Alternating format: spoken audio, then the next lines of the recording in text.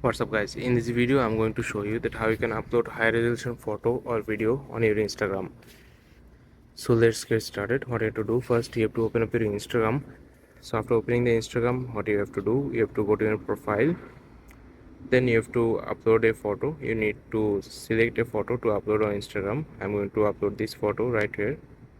So after selecting your photo, you can add songs and add text here. So after doing your stuff, you have to click on next. Then you have to put your description, add location, all the stuffs here. You have to fill it up.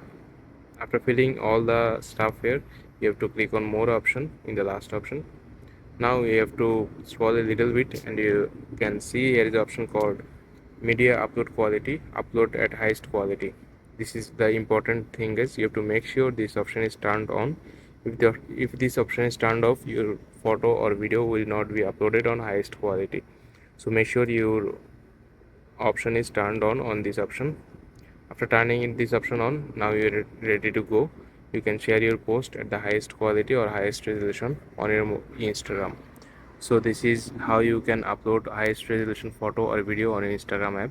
I hope you guys find this video helpful. Please leave a like on this video and subscribe my channel for more video like this. Peace.